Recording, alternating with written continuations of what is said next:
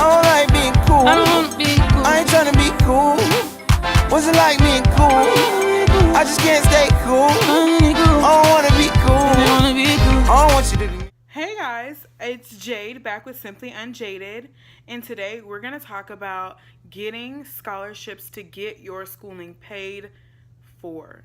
So you have the least amount of money coming out of your pocket as possible, and it comes out of everybody else's pockets but yours. So if you want to learn more about getting your education paid for, then stay tuned. And don't forget to like, subscribe, comment below, and also follow me on my social media. So I went to two institutions, Prairie View A&M University and Langston University. Prairie View is in Texas, Langston is in Oklahoma, and I'm going to give you all of the tea on how I was able to get my entire undergraduate education paid for, with the exception of $7,000, which is really good. Considering, I mean, people graduate with owing $50,000, $60,000, $70,000 to the government, and I don't. So I figured since I was fortunate and blessed enough to have that experience, that I should share it with you, my followers, anyone who is new, and anyone who is just interested in getting college paid for, and someone spilling the tea on how to get that. Sorry my hair looks a mess. I live in Houston. I tried to not crimp my hair, and like I said, I live in Houston, so this happened. I was really cute earlier, I swear. But the weather just won't let me be great in Houston. So anyways, I polled on my Instagram, which if you're not following me, you need to be. I'll insert it below here. And so I polled, and everyone said that they wanted me to make this video. So here it is. So just my tips and tricks, like what I did to get my education paid for. And I'm no different than anyone else that's out there. If I can do it, so can you. So the first tip that I'm going to say is look up, first of all, find your niche, whatever it is. So my degree is in agricultural sciences, which is in the field of agriculture, and that's what I wanted to major in. I've never been undecided. That's just, I went into college knowing that can also help you. But that'll be a whole nother video on finding your major, your passion, all of those things. So, y'all, this hair. But I'm so late on making this video, so just bear with my hair being in shambles. Looking up a degree plan prior to even registering, so you can go in knowing. And then also, do not take, this goes in with your degree plan, do not take 12 hours every semester. If you take 12 hours in the fall, take 16, 17, 18 in the spring. Because if you take 12 hours per semester, it's going to take you 6, 7, sometimes 8 years for complex degree plans to graduate. That's like a scheme for the university to get more money. Don't let them do that to you. Do well on your placement test so that you don't have to take classes that don't count towards your GPA, that don't count towards really anything, that you're just paying for just because you didn't, no, within reason, if you did the best that you could and, that wasn't enough to score to test out of the 0 level courses, and that's different. But I knew people that would just say like, oh, they just didn't care. So they just went and took the placement test, and they just didn't care what they did on it, and they ended up taking 0 level courses, and they're still in school because they took, the placement test, and they had reading, math, and English, 0 level courses, 2 semesters of it. So, they weren't even able to get, they would be 3rd and 4th semester freshmen, which you need, 30 hours to become a sophomore, 60 to be a sophomore, 30 to be a sophomore, 60 to be a junior, 90 to be a senior, and then you complete your last 30, and typically you get, I don't know, within 4 years. I am like an overachiever, so I did I had semesters where I took like 19 and 21 hours because I wanted to take other classes that were non-related to my discipline that I felt like could be helpful and beneficial to me. So just another thing. But anyways, back to the main point. So knowing your degree plan is critical, or a degree plan to go by. And even if you don't know your major, that's fine. If you're, a person who is unsure or just doesn't know yet, who wants to dive and see what other things are like, don't take the degree plan from a field that you're not sure if you want to get a degree in. Take the courses based off of that degree plan, then change your mind 3, 4, 5, 6, 7, 8, 9, 10, 11, 12, umpteen times, because that will prolong your stay in undergrad. You should take, it's like 42 hours of general education courses. So this is your math, your English, your writing, your speech, history, all of that. Take those going into college. So take, your 16 hours of, writing, English, history, a social studies, a language, and a science. Yeah, and a science. So, do something more like that to where no matter what your degree plan is, you need those classes anyways.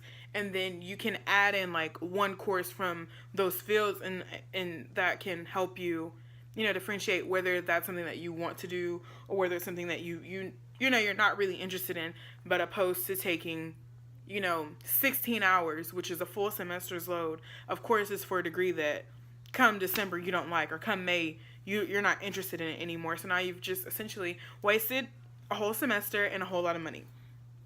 So that's my first tip, is scheduling and knowing the degree plan. My second tip is getting in good with your professors and your department head.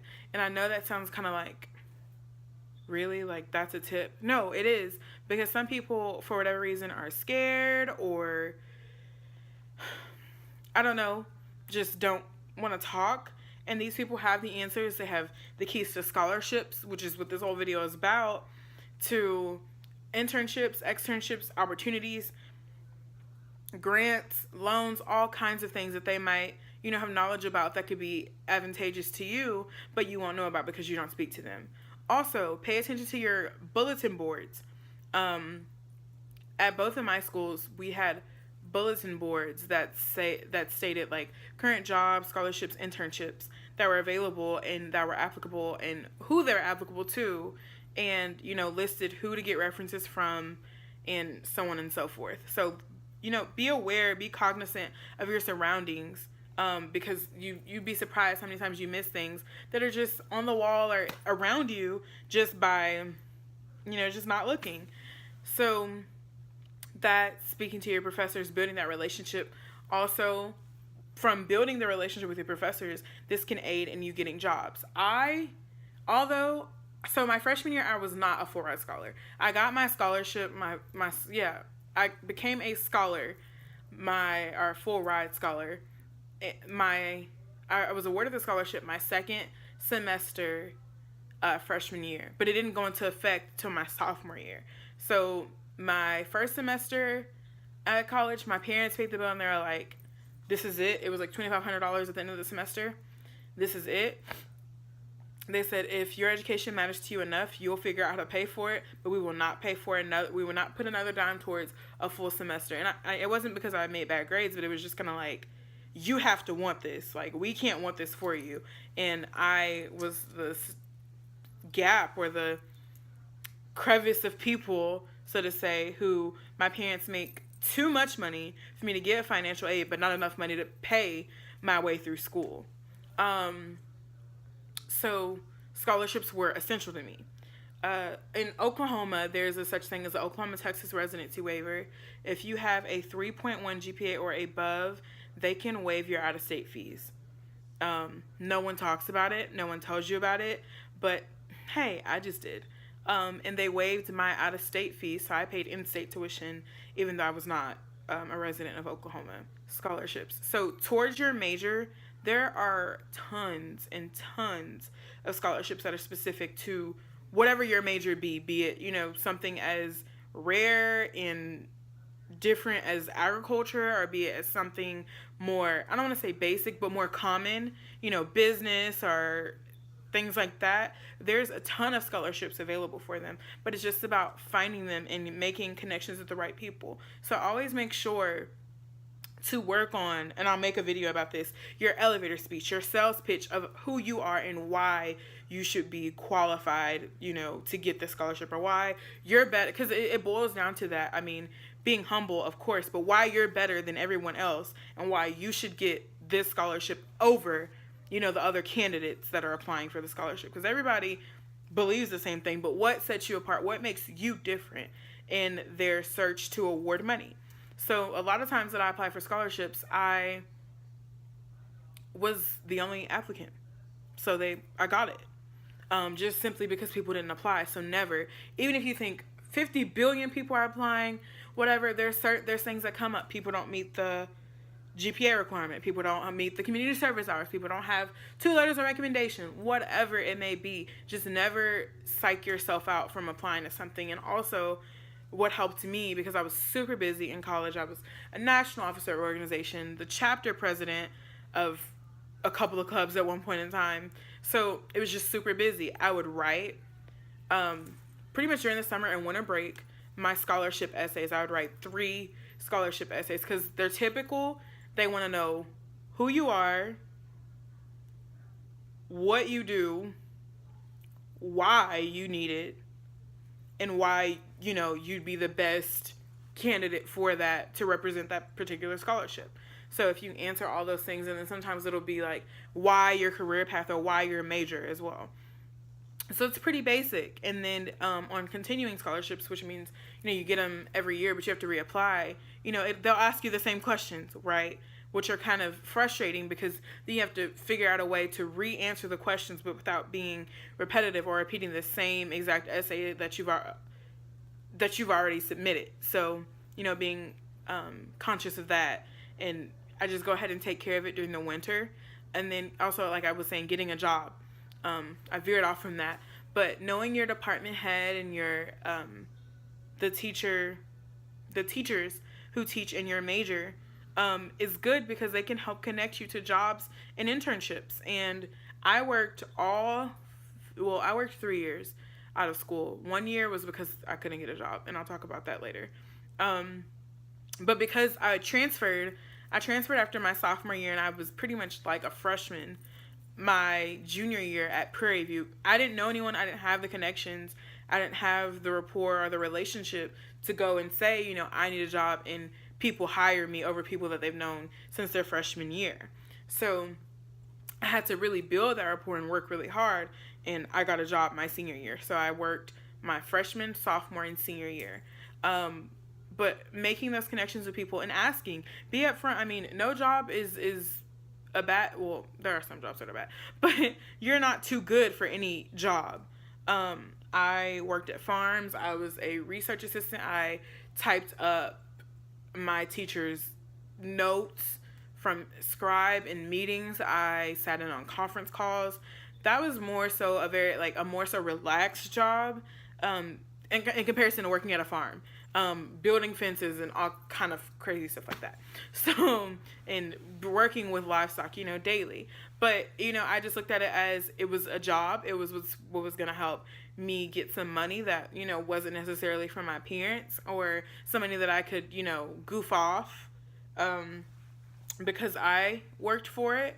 And my parents were very, supportive, and like I said, I was a full ride scholar, so I didn't need a whole lot from anyone because my housing was paid for, my tuition was paid for, my books were paid for. So it wasn't until my junior year, spring semester, that I got my car. So I don't really have a car note or insurance or any real responsibilities that tied up my funds. So, and that's the other thing. Don't create things that are don't indulge in things that are going to create, a lifestyle in which you're going to have to work. Because I've seen people, get credit cards and rack up thousands and thousands and thousands and thousands of dollars of credit card debt. And then they have to drop out of school, get a real job, working at Walmart or wherever. And then they can't come back to school because now, then they bought a car because they need to get back and forth to work. And then they had to get an apartment that was closer to work, but that cost more. So now their lifestyle is dependent upon the consistent income. And as a student, your income is not consistent. So although I was a full-ride scholar, I never stopped applying for scholarships because I still had a cost of living. I still, not housing, but I needed groceries and gas once I got a car, and then gas when I didn't have a car for people to take me to the store to make my groceries. So, just you always need money, whether you're a full-ride scholar or not. If the money's available and you fit the description, why not apply for it? And my mom always said, the worst thing somebody can do is tell you no. And out of all the scholarships I applied for, I got I calculated it up, it was $20,000 additional dollars that I got total in refunds. So I was able to get my laptop. I was able to pay off my semester bill that I had prior. That was probably the biggest thing. And what else did I get? I got my laptop, pay my car note and insurance up for 6 months. So those were the really big things that I was able to do because I got scholarships, which meant the money that I worked, I could save or goof off, and it was okay. What else? I'm trying to think of everything. Oh, and mentors. Getting a mentor and getting and seeking help from other people. You're never too good or too big, to not have a mentor. Mentors serve as spiritual guidance. They serve as career guidance, personal guidance, professional guidance. Any type of guidance that you need, there's a mentor that could fill that capacity. And I always had one. So I always had people to help guide me towards connecting the dots to get to the money. So I always was at the forefront of getting scholarships, and I already had my essays and stuff prepared. So it was just simple, a quick rough edit, piece this together, submit. I already had my letters on deck because I asked for editing permission to my letters. I asked them to send them to me in the, not PDF, but the Word file. And so I would just change the name of the scholarship. So they would say, from the desk of whatever, from the desk of Jade Daniel, I recommend Jade because blah, blah, blah, blah, blah, blah, blah. She'd be a great candidate for the blank scholarship. So I would change the name of that scholarship, keep the same letter, and the people who wrote my letters of recommendation gave me permission to do that so that every time scholarships came out, I could just apply quick. And then following up with a phone call to check on the status of my scholarship applications. People would tell me all the time on the phone, no one else has called. And I don't really know if that is what solidified me landing the scholarships, me getting the money, me getting the internships, but I'm just telling you everything that I did to get to where I am and get through undergrad. I was very involved in student organizations because they give money and trips. I've gone to Florida, Pennsylvania, Minnesota, Costa Rica. All of it was paid for. So always networking and being involved in student organizations, and pretty much asking, people always say, well, we want you to come to Chicago to visit, for the whatever conference. Okay, well, I'm a full-time student. I need you to come through with the coins. And if they're really serious about having me come, they came through with the coins. So just being transparent about it, because if you're not, then they're going to assume whatever. If it's a company or if it's somebody who's just out of touch or affluent, they won't think about it. But if they are, affluent and even out of touch, if you just say, I would love to participate, I would love to come, I would love to submit, whatever, and be a participant or whatever, but I just don't have the money. And then sometimes that makes a way. So always never being afraid to be transparent about money and funds and how easy it was to get to them when I was in school. And this is the tea, the real, truth about how I got through undergrad. I made a promise. I met a guy my freshman year, and he served as kind of like a mentor. He graduated at the end of my freshman year, but he told me that if he were to help me, that I had to make a promise to him.